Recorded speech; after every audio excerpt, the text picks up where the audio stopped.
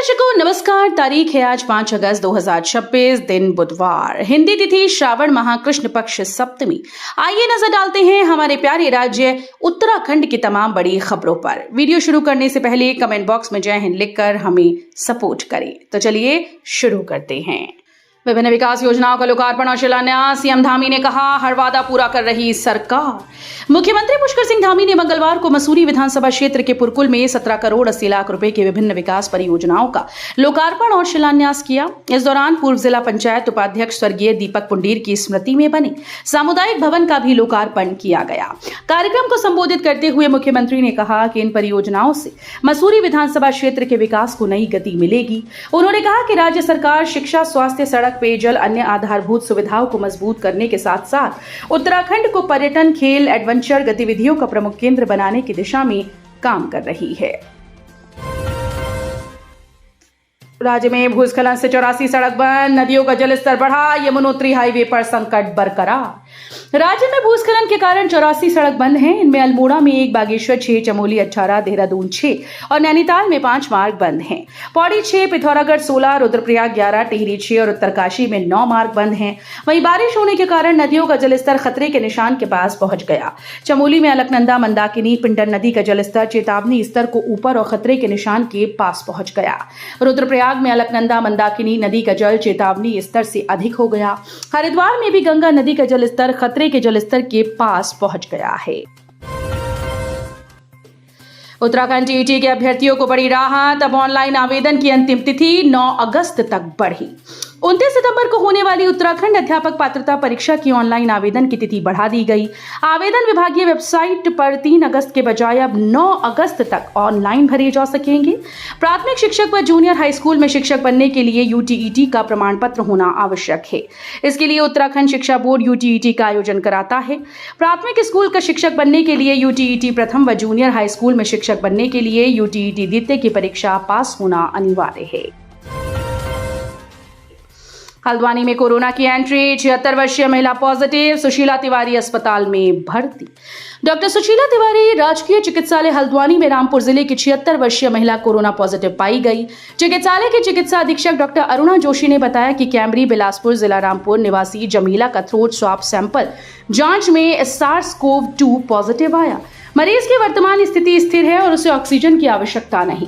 मरीज को अस्पताल के वार्ड सी में स्थित पृथक क्यूबिकल में आइसोलेट कर उपचार किया जा रहा है। चिकित्सा अधीक्षक ने इस संबंध में मुख्य चिकित्सा अधिकारी रामपुर को पत्र भेजकर आवश्यक कार्यवाही करने को कहा। साथ ही प्राचार्य राजकीय medical college Haldwani, control room और CMO नैनीताल को भी सूचनार्थ प्रतिलिपि भेजी गई। साइबर ठगों ने 2 व्यक्तियों के खातों से 2.22 लाख रुपए उड़ाए, FIR दर्ज। काशीपुर शहर के ITI व कुंडा थाना क्षेत्र में साइबर ठगी के 2 मामले प्रकाश में आए। ठगों ने 2 व्यक्तियों के खातों से 2.22 लाख रुपए की नकदी उड़ा ली। दोनों मामलों में प्राथमिकी दर्ज कर ली गई। प्रकाश हारमोनी कॉलोनी, दड़ियाल रोड निवासी अतुल कुमार आर्य ने ITI कोतवाली में तहरीर दी। बताया गया कि 23 मई को दोपहर करीब 1:45 बजे उनका मोबाइल अचानक से हैक हो गया और स्क्रीन काली पड़ गई। इसके तुरंत बाद SBI बैंक की मसवासी शाखा स्थित खाते से 95,000 रुपए कट गए, जबकि उसने किसी के साथ कोई OTP, CVV या पिन शेयर नहीं किया। अतुल ने साइबर क्राइम पोर्टल RBI और SBI बैंक में शिकायत दर्ज कराई। पहली बार धौलाधार वन्यजीव अभयारण्य में हिम तेंदुए की फोटो कैमरा ट्रैप में कैद, पुख्ता साक्ष्य मिले। हिमाचल प्रदेश के धौलाधार वन्यजीव अभयारण्य में अध्ययन के लिए लगाए गए कैमरा ट्रैप में हिम तेंदुए की फोटो कैप्चर हुई। ये पहली बार है कि हिम तेंदुए के होने के पुख्ता साक्ष्य मिले हैं। धौलाधार वन्यजीव अभयारण्य में भारतीय वन्यजीव संस्थान, भारतीय प्राणी सर्वेक्षण और हिमाचल वन प्रभाग संयुक्त रूप से अध्ययन कर रहे हैं।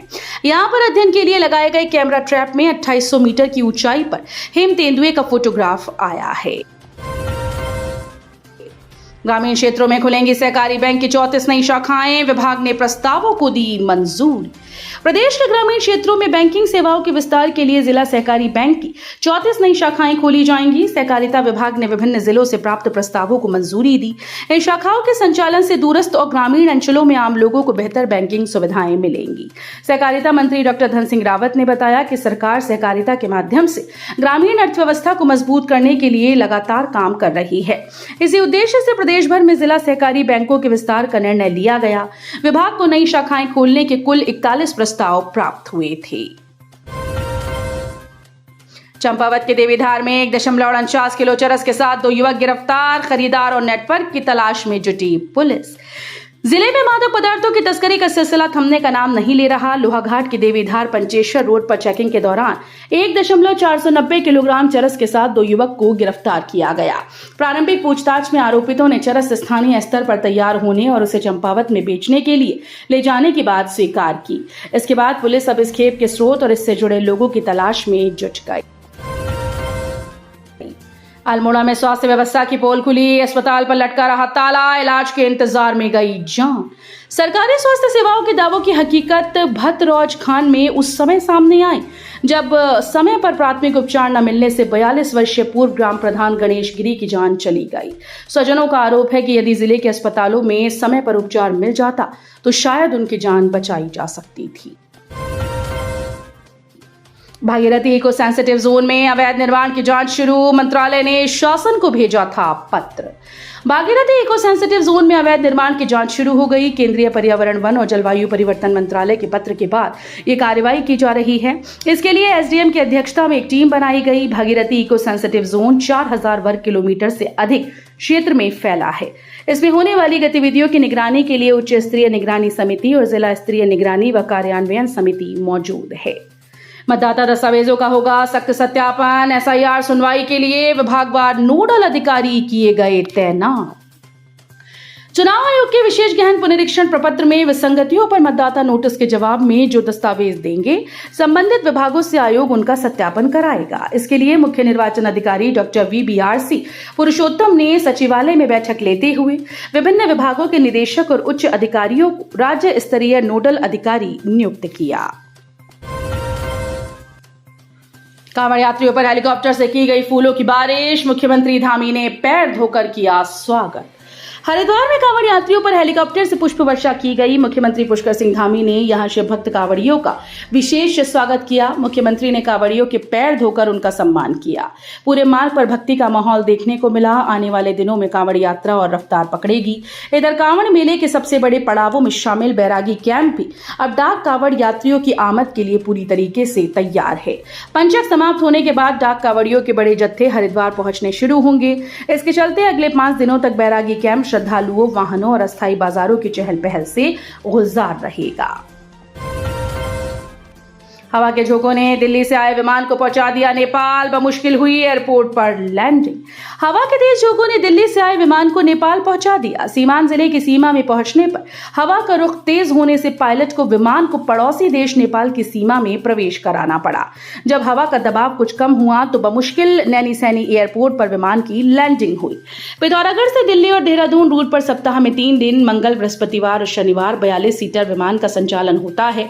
सुबह के समय ये विमान यात्रियों को लेकर दिल्ली से नैनीसैनी पहुंचता है और इसके बाद देहरादून के लिए रवाना होता है। मंगलवार को दिल्ली से यात्रियों को लेकर विमान पिथौरागढ़ जिले की सीमा में पहुंचा तो आसमान में घने काले बादलों और तेज हवा के झोंकों के बीच नैनीसैनी एयरपोर्ट पर लैंडिंग मुश्किल हो गई। ऐसे में पायलट को विमान को हवा से दूर नेपाल पहुंचाना पड़ा। जंगल में मवेशी चराने गई महिला की संदिग्ध परिस्थितियों में मौत। पति ने जताई तेंदुए के हमले की आशंका। बागेश्वर जिले के कांडा तहसील क्षेत्र के बांज झिरोटी में मंगलवार को जंगल में मवेशी चराने गई महिला की संदिग्ध परिस्थितियों में मौत हो गई। घटना के बाद से पूरे क्षेत्र में शोक की लहर दौड़ गई। ग्रामीणों और प्रत्यक्षदर्शियों ने मौके पर तेंदुआ देखे जाने और हमले की आशंका जताई जा रही है।